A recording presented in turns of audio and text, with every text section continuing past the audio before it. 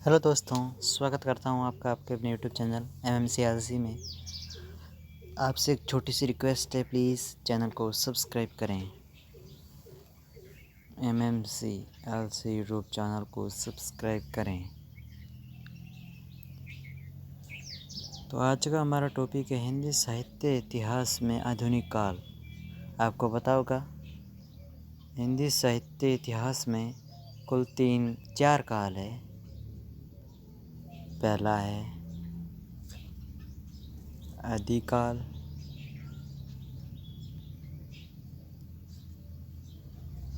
दूसरा भक्ति काल,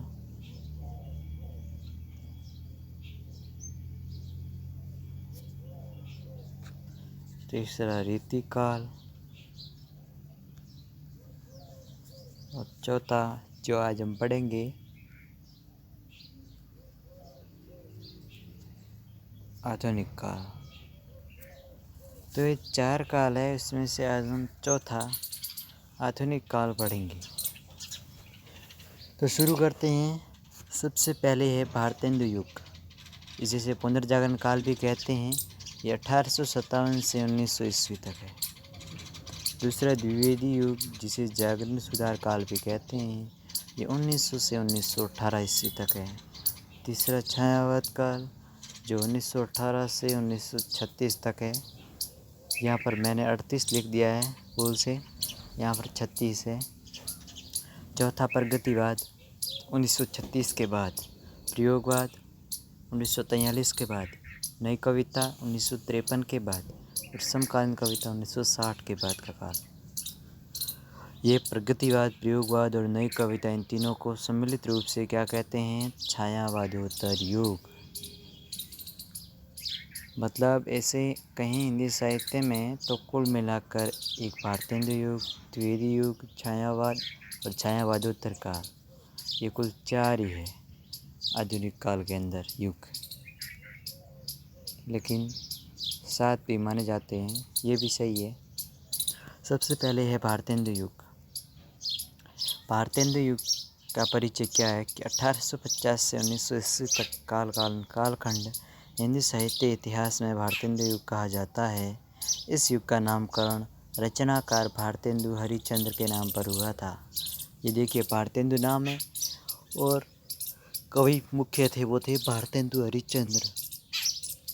भारतेंदु जी का जन्म 1850 में हुआ। उन्होंने काव्य को कई विधाओं में अपनी लेखनी चलाई। पत्रकारिता के क्षेत्र में भारतेंदु ने कवि वसुंधरा, हरिश्चंद्र मैगजीन या फिर हरिश्चंद्र पत्रिका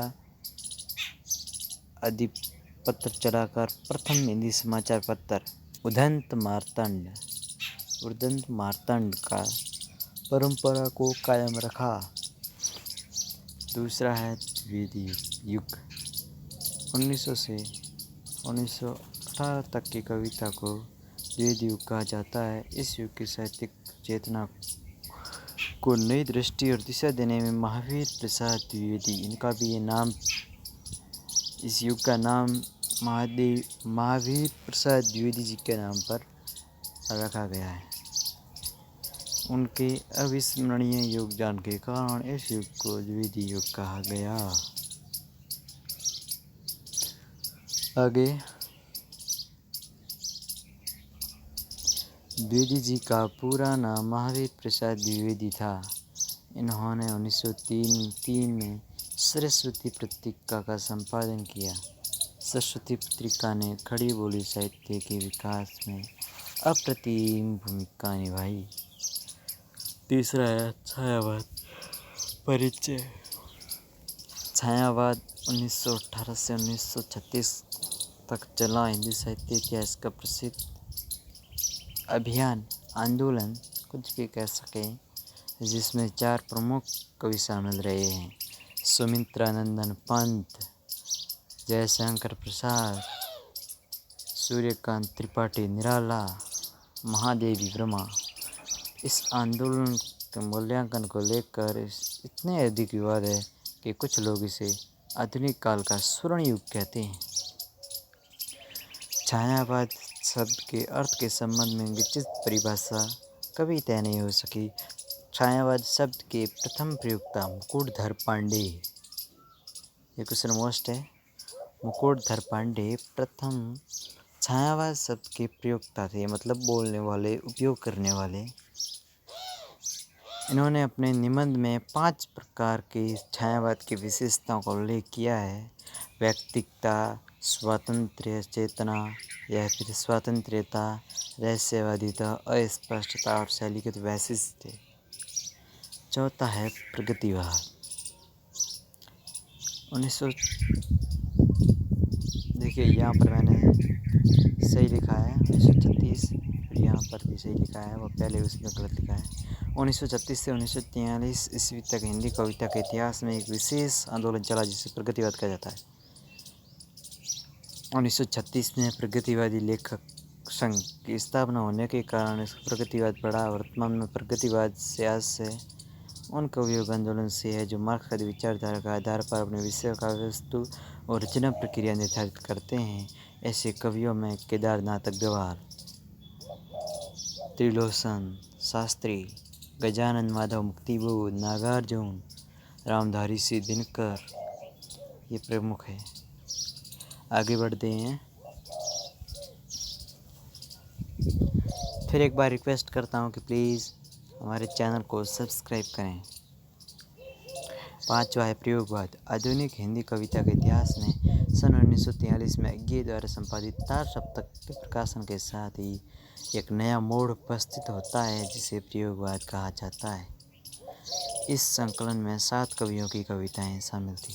ये सप्तक नाम है तार सप्तक। सप्तक यानी 7, सप्तक यानी 7। तो यहाँ पर 7 कवि है।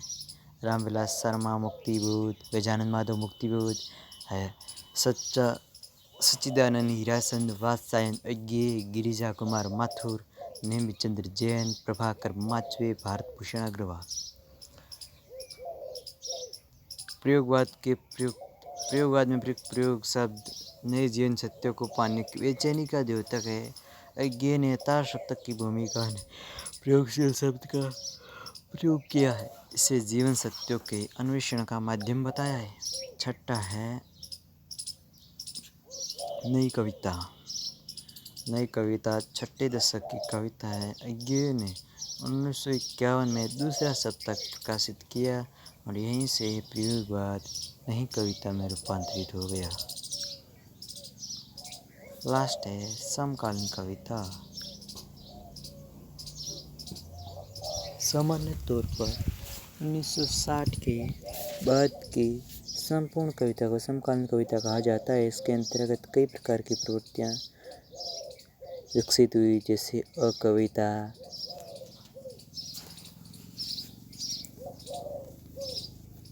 अकविता का अर्थ क्या है? इसे सोठोत्री कविता कहते हैं। मैंने पहले ही बोला था कि 1960 के बाद सोठोत्री उत्तरायण बाद में 1960 सोठोत्री यानी 1960 के बाद की कविता। अकविता अ यानी नहीं और नहीं, निषेध, विरोध। इसके अनुसार अकविता का अर्थ हुआ कविता के विरुद्ध कविता। तो दोस्तों आज का ये था वीडियो कैसा लगा? वीडियो को लाइक करें और कमेंट ज़रूर करें।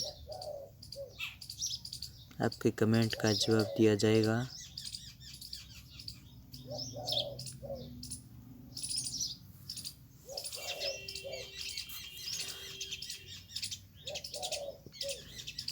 दोस्तों MMCRC यूट्यूब चैनल को सब्सक्राइब ज़रूर करें। Okay, thank you.